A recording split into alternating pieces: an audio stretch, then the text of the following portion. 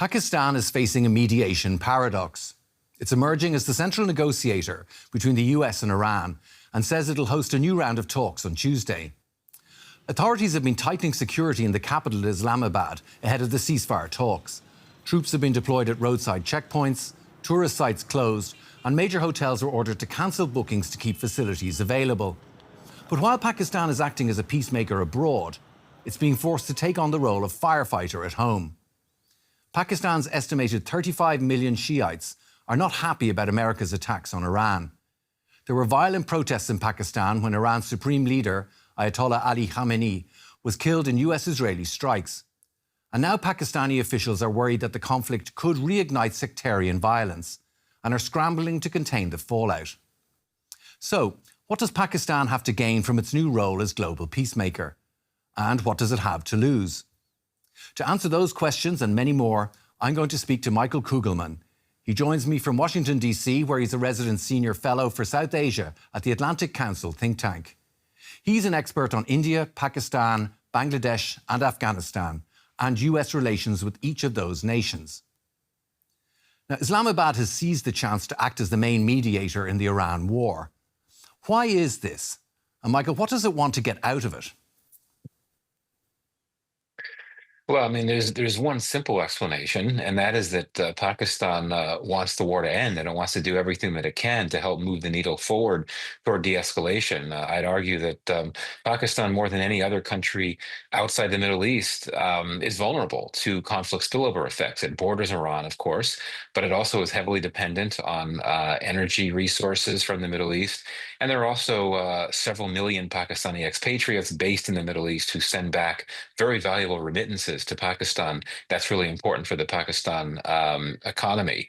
And so I'd argue that Pakistan has been able to leverage some very important relationships it has, and that includes good ties with both the US and Iran, as well as good relations with Turkey and some of the GCC states, as well as China. It's in a position where it's been able to leverage all of those relationships to position itself as a mediator in its efforts to do what it can to help bring an end to the war. Now, when Trump announced the initial ceasefire with Iran earlier this month, he made a point of directly praising Pakistan. In a Truth Social post, Trump said, based on conversations with Prime Minister Shehbaz Sharif and Field Marshal Asim Munir of Pakistan, and wherein they've requested that I hold off the destructive force being sent tonight to Iran, and subject to the Islamic Republic of Iran agreeing to the complete, immediate and safe opening of the Strait of Hormuz, I agree to suspend the bombing and attack of Iran for a period of 2 weeks. This will be a double-sided ceasefire. Now, as well as acting as a mediator, Pakistan has joined Trump's Board of Peace and deployed troops to Saudi Arabia under a joint defence agreement. But how do Pakistanis feel about Pakistan working so closely with the US? Yeah, well, certainly. I mean, it's a country of well more than 250 million people. So one would not want to generalize about how Pakistanis feel about this. But certainly, I think there are those in Pakistan that think that this is great, that it's important for Pakistan to work with a country as significant as the United States, in part to help Pakistan project itself as an influential player in the world. Many in Pakistan think that Pakistan unfairly is perceived negatively by many around the world because of its challenges with terrorism and, of course, the fact that Osama bin Laden was found on Pakistani soil. So there's that. There's those that think that this is a good idea. But certainly there are those, particularly critics of both the civilian and the military leadership, think that Pakistan is making a mistake here, and that these same critics think it's wrong for Pakistan to be publicly praising and really even flattering President Trump so much to get in the good graces of the president. I think that this is not a good thing to do, in part because of the risk that the more you do to try to please the president and respond to his requests and so on, you risk putting yourself in a corner where you could be asked to start doing things that you don't want to do. And down the road, if the war in Iran ends and peace returns to the Middle East, one of those requests from the president could be that Pakistan join the Abraham Accords, which would entail normalizing ties with Israel, something that Pakistan has no interest in doing. So it's quite a delicate balancing act in many ways. And given that Pakistan is in this unique position in many ways, I suppose, what effort and groundwork has Pakistan put into getting the two sides to the table? And how difficult do you think it's been, sort of, say, managing sort of Trump's more mercurial personality? Yeah, I mean, as I said, Pakistan is fortunate in that some of the closest partnerships that it has are with countries that are key stakeholders or actual belligerents in this war. I mean, Pakistan is not a country that has friends in every corner of the world. That's not what Pakistan is.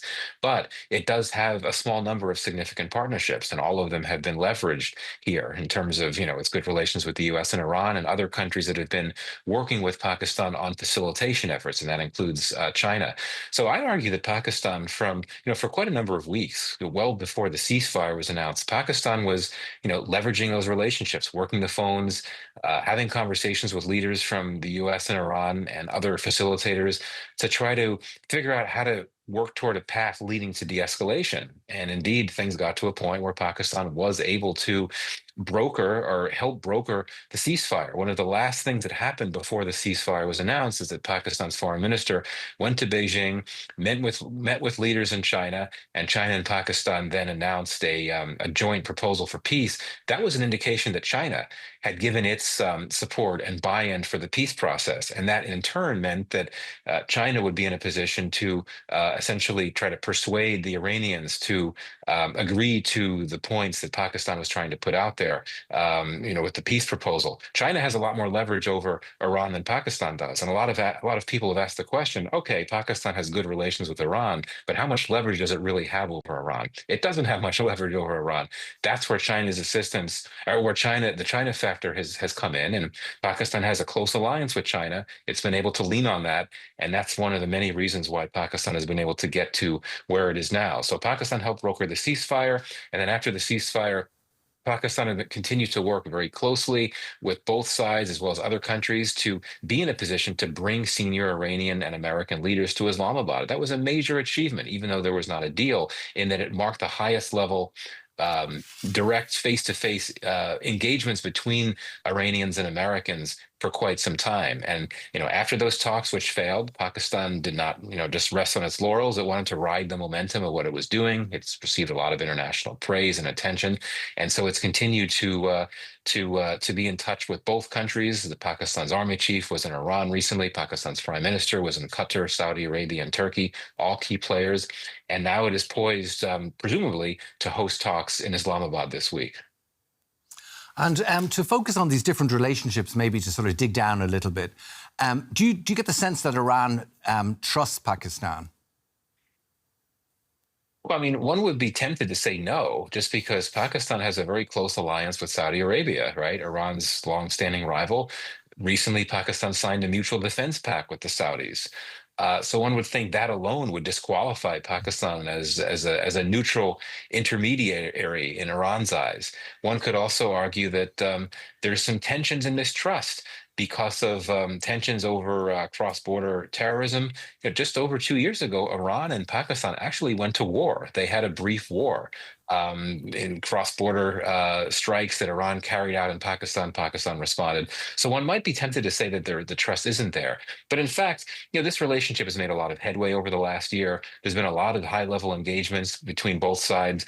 Last year, during the previous Iran crisis, the Iran-Israel conflict, Pakistan's army chief and prime minister, the same two men that are in those posts today, visited Iran. They've continued to have those discussions. So that certainly has helped. But as I said before, the fact that Pakistan's been able to lean on the Chinese to buy into this peace process, China doesn't do these things publicly and loudly, but one could assume that China has quietly been engaging with the Iranians and trying to persuade them to move the needle forward and agreeing to what Pakistan has been trying to pitch in terms of talks and de-escalation, a truce, and all of that. And moving maybe from China to the other regional superpower, India. And obviously, whenever you talk about Pakistan, very quickly thoughts turn to India. Do you think there's an opportunity here for Pakistan to maybe steal a march on what is, after all, its arch rival, India, with these diplomatic steps that it's taking? Yeah, absolutely. I mean, I don't think it's an opportunity anymore. I think it's an achievement that Pakistan has put India on the defensive. I mean, India's policy has essentially been to undercut Pakistan regionally, but also abroad. I mean, India has sought to sideline Pakistan. It's sought to isolate it.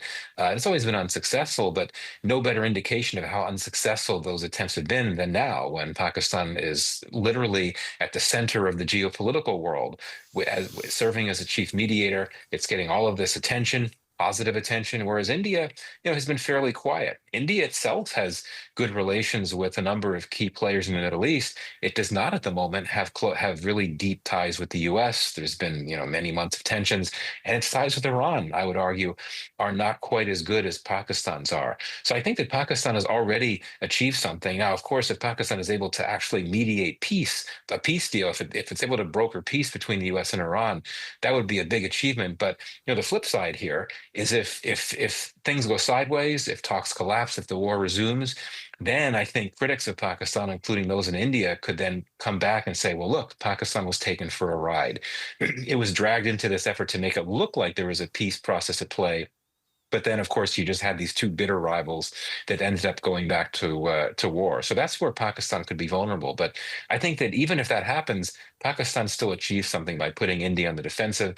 And the fact that it's been able to get a lot of reputational boost out of this, I think its global image has been strengthened. And that's not something that India would want to see. India has, sought to take this narrative to the global stage, describing Pakistan as a terrorist state, a country that sponsors terrorism. I mean, this is true to an extent, but that's a narrative that Pakistan does not want on the global stage. And that is not a narrative that we're hearing at all now. We're hearing positive, praise of Pakistan being described as a mediator and indeed as a peace broker. And that's not the type of language that Indians want to be used in the international community to describe Pakistan. Right, so Pakistan seizing its moment. We'll have to leave it there. Michael Kugelman at the Atlantic Council think tank, thanks very much for taking time today. Thanks for having me. How do you see Pakistan's role as a peacemaker in the Iran war? Let us know in the comments. And if you like this video, please hit that like button. And if you haven't already, don't forget to subscribe.